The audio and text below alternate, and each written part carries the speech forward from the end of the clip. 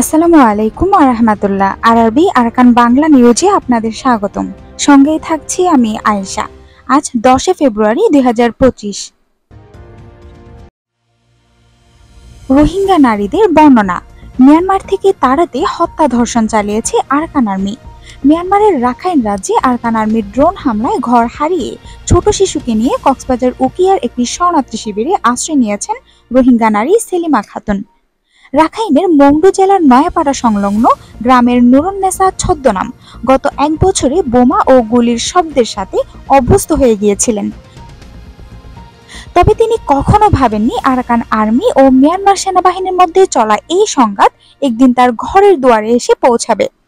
যদিও মাঝে মাঝে দুপক্ষের গোলাগুলির মধ্যে আমাদের গ্রামকে পড়তে হয়েছে, কিন্তু কখনো ভাবিনি এই সংঘাতের বলি আমরা হব, বেনারকে বলেন নুরুন্নেসা।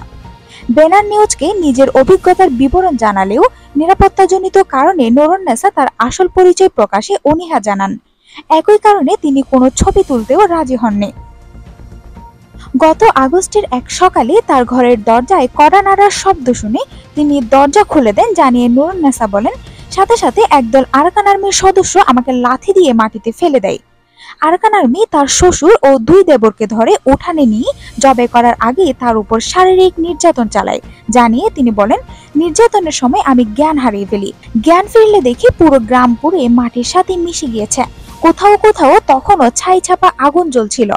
ওই দিনের বর্বরতা থেকে তার স্বামী কোনো রকমে পালিয়ে বাঁচেন বলে জানান তিনি। এর বাইরে যারা জীবিত ছিল তাদের মধ্যে অনেকে আহত ও মুমূর্ষু। জ্ঞান ফেরার পর অন্যদের সাথে তিনিও জঙ্গলের দিকে পালিয়ে যান। টানা 3 দিন এভাবে বন, পাহাড়, কর্দমাক্ত পথ ও বহু জলাশয় ও নদী পেরিয়ে বাংলাদেশ এসে পৌঁছায়, বলেন নুরুন্নেসা। বাংলাদেশে আসার পথে জলাশয় ও বনের ধারে অনেক মৃতদেহ দেখেছেন বলেও ব্যানারকে জানান তিনি। বাংলাদেশে এসে কক্সবাজারের একটি শরণার্থী শিবিরে নিজের স্বামীকে তিনি খুঁজে পেয়েছেন বলে জানান।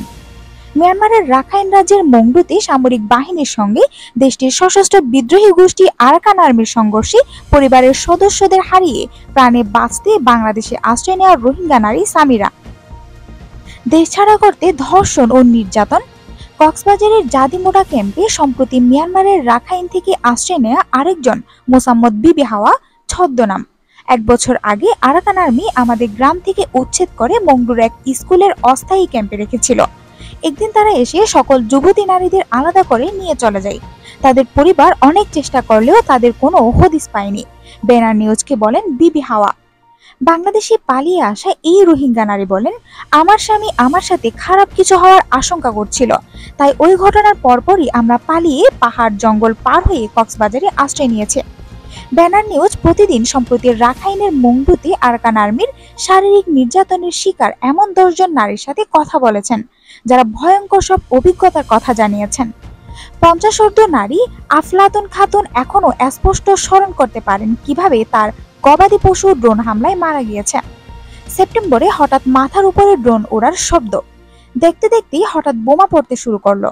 বোমার আঘাতে গোয়াল ঘরে থাকা 13টি মহিষ ছিন্ন ভিন্ন হয়ে গেল। ড্রোনের বোমায় মারা গিয়েছে পাড়ার অনেক প্রতিবেশী। সেদিনই আমি ঘর ছেড়ে রওনা দিই বাংলাদেশের উদ্দেশ্যে, বলেন তিনি। মংডুর সুদাপাড়ার বাসিন্দা মোহাম্মদ ইউনুস, তার বয়স 40, আশ্রয় নিয়েছেন কক্সবাজারে। তিনি ব্যানারকে বলেন, নভেম্বরের প্রথম দিকে আরাকান আর্মি আমাদের গ্রামে এসে সবাইকে গ্রাম ছেড়ে চলে যেতে বলে, আর কখনো যেন ফিরে না আসি সেটা নিয়েও হুঁশিয়ারি দেয়। কিছুদিন পর তারা আবার এসে কোনো কথা ছাড়াই বাড়িঘরে একদিক থেকে আগুন দিয়ে অন্যদিক থেকে বেপরোয়া গুলি চালাতে থাকে। তখনই আমি আমার পরিবার নিয়ে দ্রুত ঘর থেকে বেরিয়ে পড়ি। অনেক কষ্টে আমরা সীমান্ত অতিক্রম করে রোহিঙ্গা ক্যাম্পে এসে পৌঁছাই, বলেন তিনি। 2 দিক থেকে নির্যাতনের শিকার।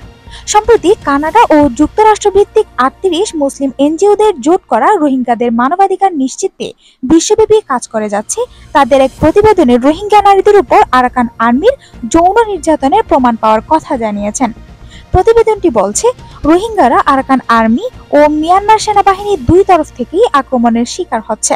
কিছু কিছু ঘটনায় দেখা যাচ্ছে একই গ্রামে বার্মিজদের ছেড়ে দিলেও রোহিঙ্গাদের হত্যা করা হয়েছে। আরাকান আর্মির বিরুদ্ধে সংঘাতের সময় রোহিঙ্গাদের মানব ঢাল হিসেবে ব্যবহারের অভিযোগও করা হয়েছে প্রতিবেদনটিতে। এতে বলা হয়েছে, সাম্প্রতিক সময়ে যে রোহিঙ্গারা রাখাইন থেকে এসেছে তারা খাদ্য ও আশ্রয় ছাড়া মানবেতর জীবন যাপন করছে।